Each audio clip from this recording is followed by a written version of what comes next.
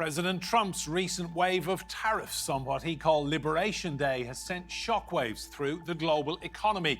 Markets in the US and across Europe and Asia all plummeted. Economists warn it could mark the end of globalization in trade. So, as Trump changes the rules, will his gamble pay off for the US?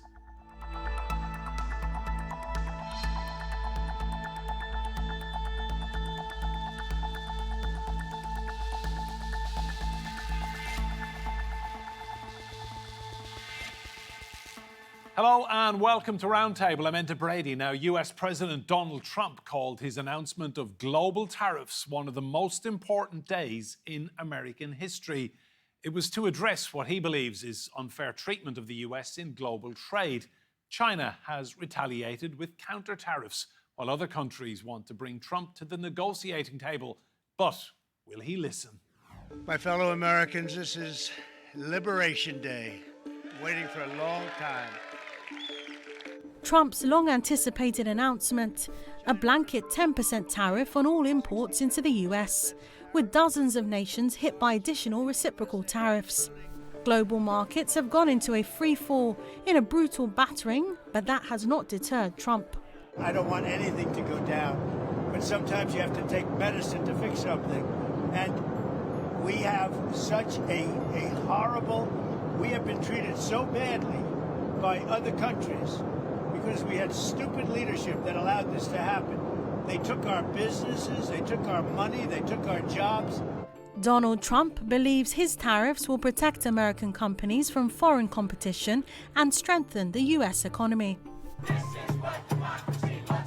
But they have ignited anti-Trump hands-off protests across the US and in some European cities, as people voice their concerns over possible rise in consumer prices and job losses. Trump claims over 50 countries have contacted the White House to start trade talks. China has retaliated with counter-tariffs of 34% on American goods. Trump has responded by hitting China with 104% tariffs. While Trump has rejected the EU's offer of zero for zero tariffs on all industrial goods, the EU is still determined to defend its economies. On deterring trade diversions, we are prepared to use every tool in our trade defense arsenal to protect EU single market, EU producers and EU consumers. With Trump having no plans to pause the global tariffs, will more countries retaliate? Well, let's meet our guests here in the studio. We have Gavin Harper. He's a critical materials research fellow at the University of Birmingham.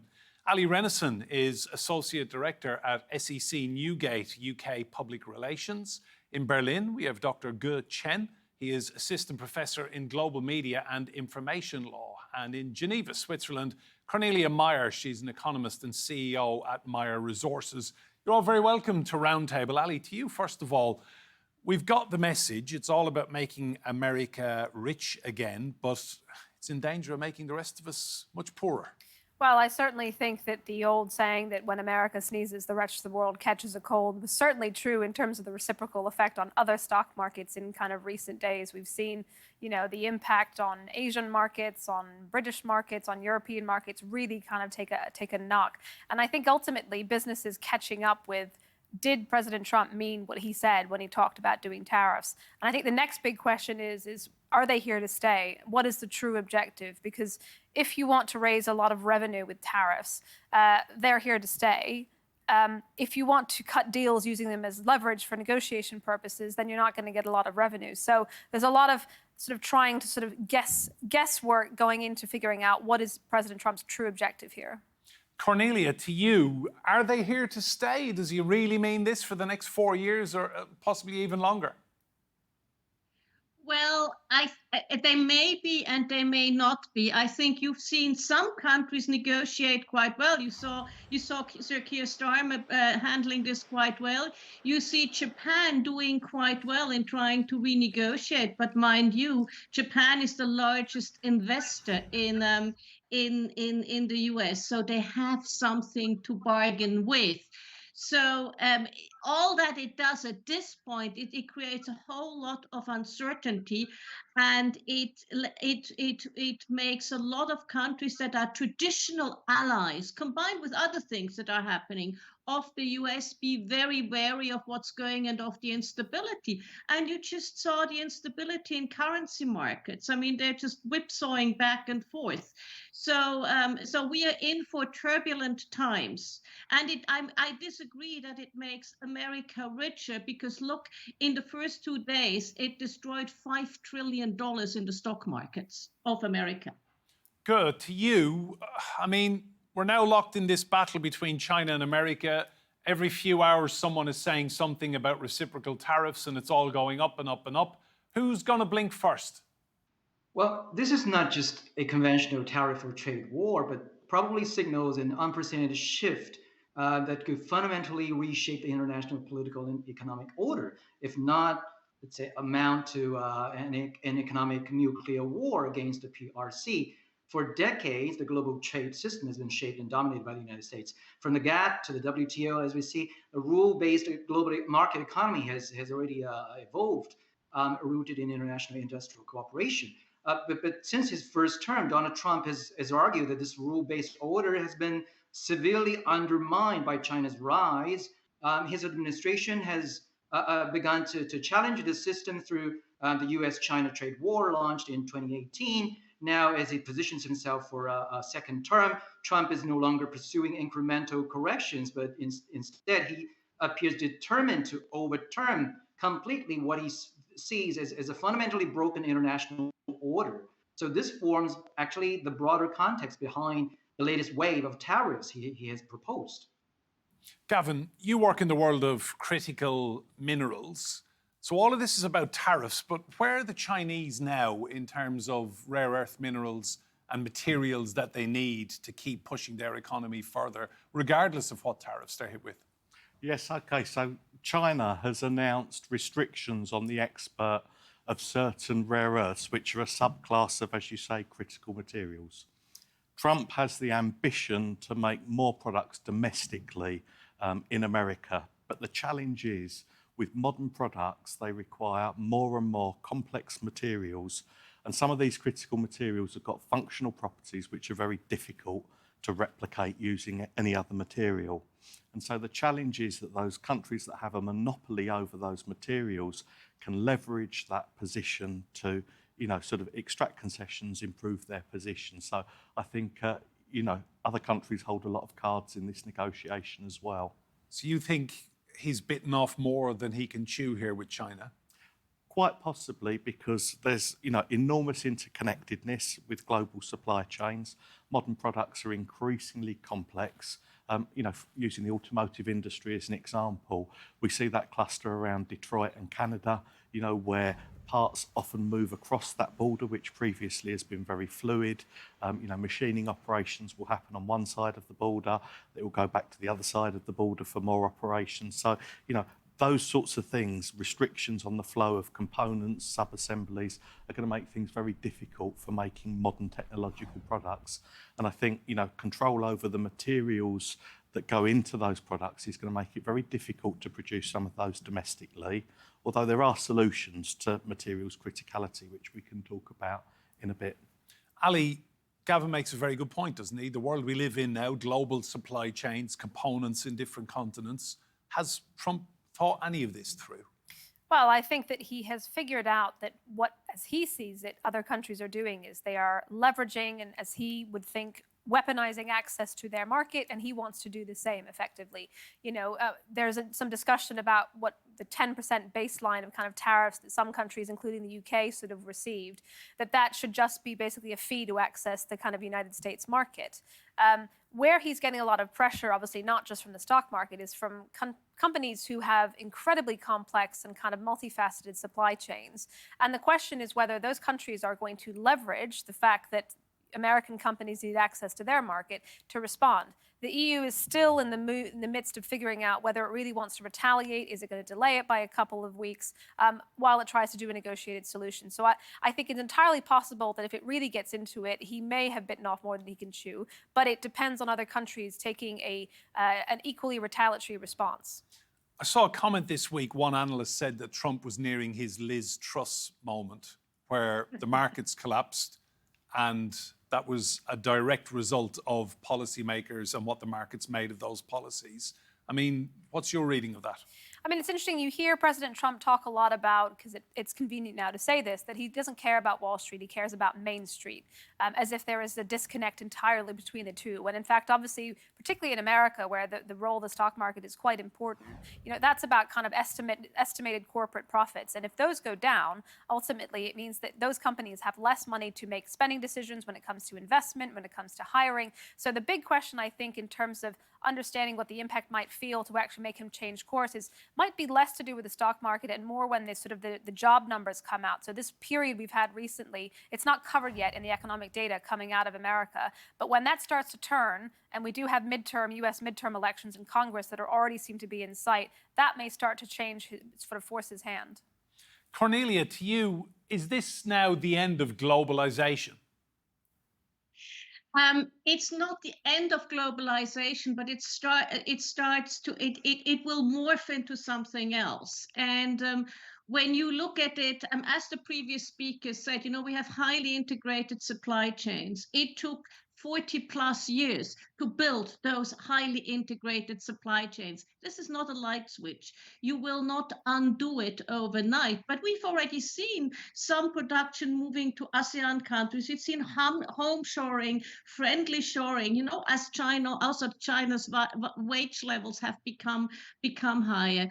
So we will see the world change. What really worries me is just how erratic it is, and how, as one of our previous speakers said, how the whole the global architecture of the UN, the WTO, all of these organizations is sort of unraveling, or Trump is trying to undo them, and we still live in one world and we still need them. So I think we're in for some quite choppy waters. I also agree that once this hits mainstream and there are fewer jobs,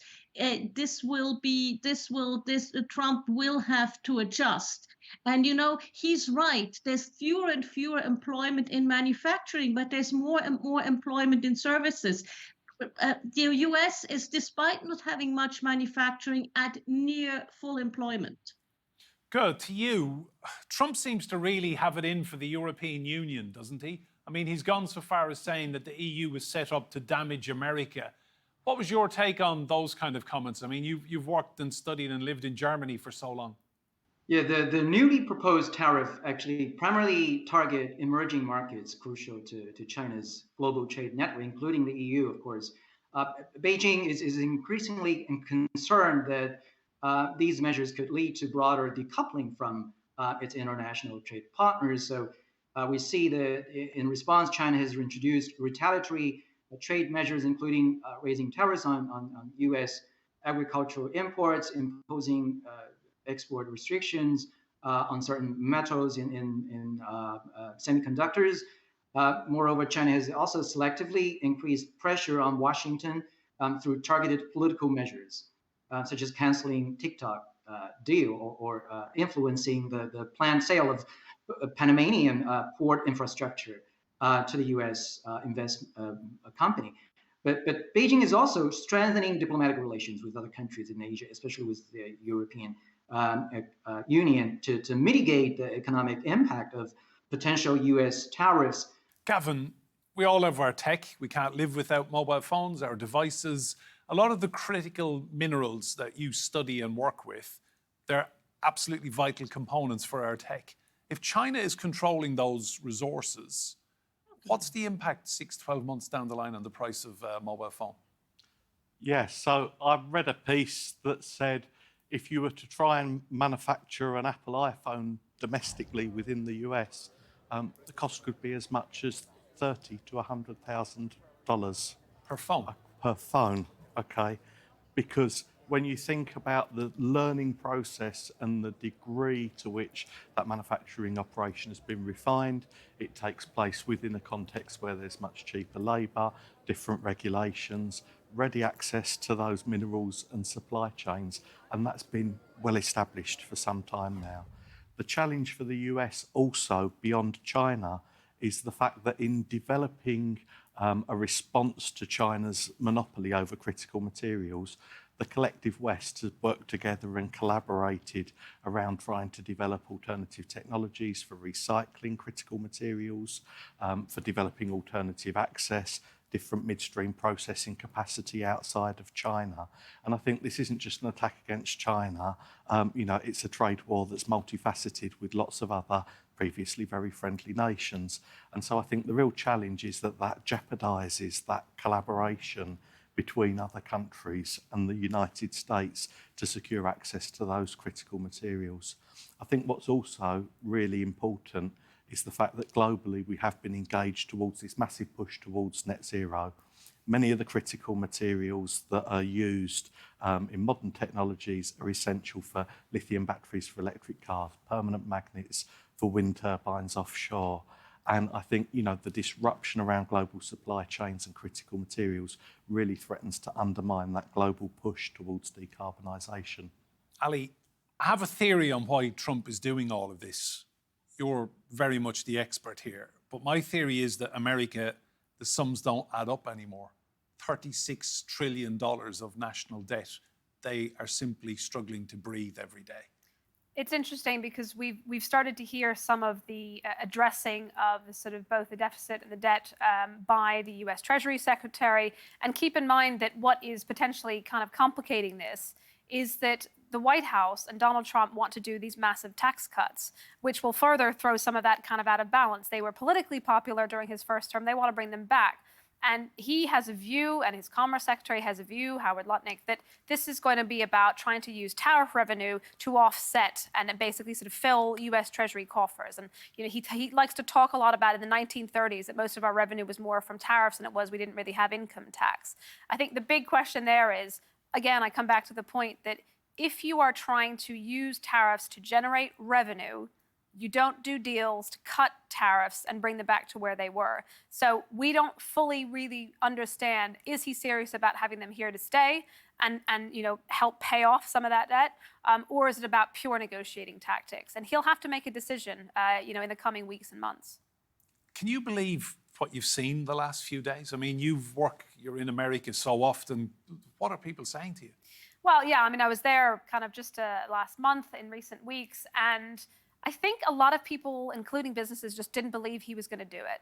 Or that if it happened, there was going to be a big delay or it'd be kind of exemptions right away. And this is Trump 2.0. This is not President Trump from his first administration. He really means it when he says that he loves the concept of tariffs.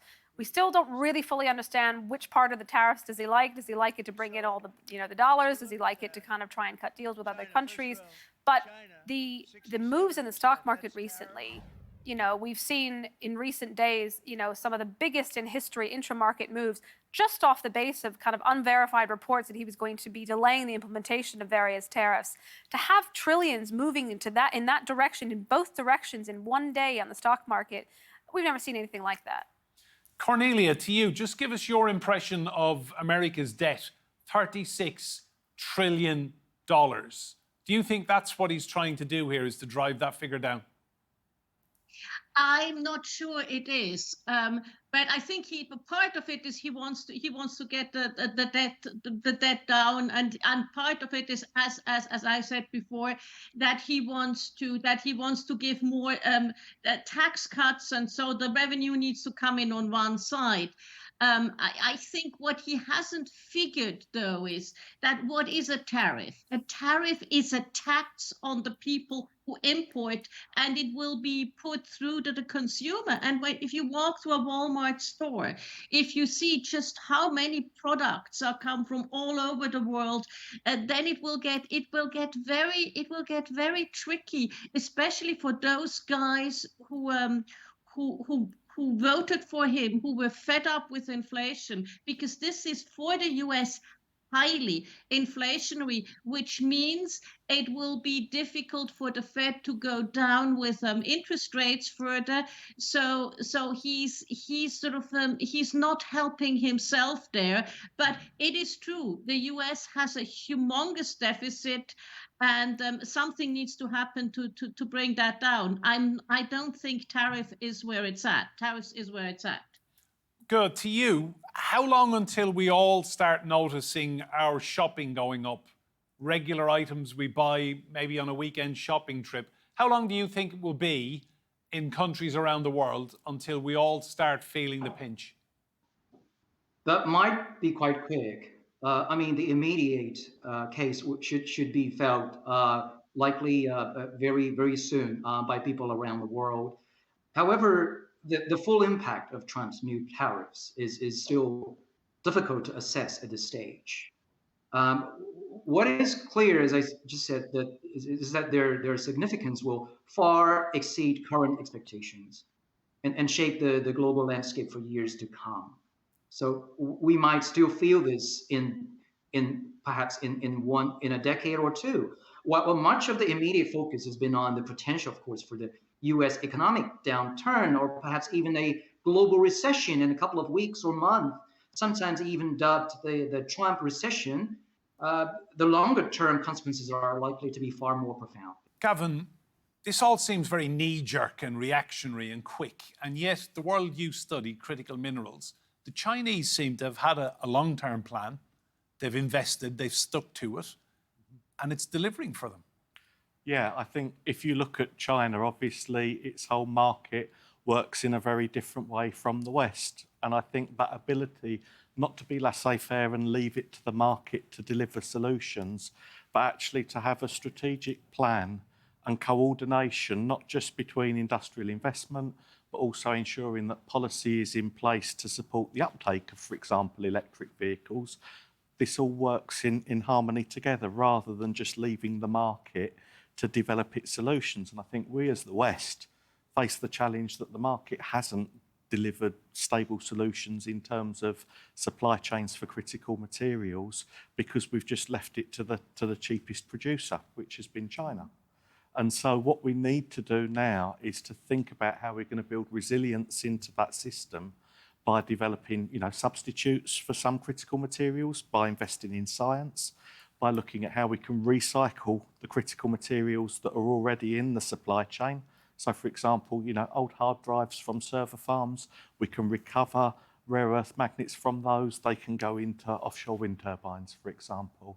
So it's thinking about the science and also the skills that are going to be needed in order for the West to play catch up with that Chinese massive advantage in producing all of these materials, refining them and the components that come from them.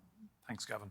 Allie, just final point. Trump seems to have a real problem with the fact that Europe doesn't buy American cars and is not interested in American food. But let's face facts here. A lot of people in Europe want to drive European vehicles and eat chicken that is not chlorinated or washed in chlorinated water. I mean, at what point do you think he will get a message back from Europe? I mean, it's interesting that he complains about the fact that, as you say, that Americans are driving Mercedes-Benz, but it's not we don't see Chevrolets being driven on the streets of Berlin. And that is ultimately consumer preference. That is consumer behavior. That is not driven by sort of tariff policy. But his view is probably, I think he knows that that's not going to fundamentally change, but he's willing to put costs on to try and, in his mind, kind of balance it out. And it was interesting that when you look at kind of what was behind the sort of the driver of the equation, so to speak, behind how they kind of put these reciprocal tariffs on other countries, it was sort of, they talked about it being a reflection of regulatory barriers, including food safety standard issues, things that have been intractable issues for the US to tackle for many, many, many decades. But it was also in reality, it was purely about which countries had trade surpluses that he didn't like with America. And you can't get away from the fact that fundamentally, America is going to ultimately sell a lot less to smaller countries than vice versa. And that goes to the heart of the point, which is, are you just trying to put tariffs on that are permanent there, or are you going to try and get something else from these countries, including their critical minerals? Cornelia, how long does this go on for now? Are we locked into this for months and years, or do you think things will go so badly in the markets that Trump's hand will be forced? think we will see some more of this. It may abate, but what we will see is that those erratic moves, which are just not good. And look, the US has had a prime position in the global economy because it has essentially been the creator of that rules-based system. It has had a very strong dollar. Look what happened to the dollar in the aftermath of this. So we will see a lot more volatility. And if there's one thing that investors don't like, it's volatility. If there's one thing that businesses need, is stability and being able to see where they're charting the way. I would just like to very quickly come back to Europe. What we always forget is that, yes, Europe has a rather large trade deficit, 230 billion last year with the US. But we have a deficit. The US has a surplus with Europe in services of $125 billion. And when you look what has been driving, stock markets, it has been fintech, AI, all that service industry. So Trump is a little bit in a time warp in terms of thinking it's only industry that matters. Services matter too. They matter especially to the US. Trump in a time warp. Thank you, Cornelia. And to and Gavin and Allie here with me in the studio as well. Remember, you can see more discussion and debate on our YouTube channel. Just search for Roundtable, TRT World. But for now, from me, Enda Brady, and all the team here, goodbye and thank you for watching.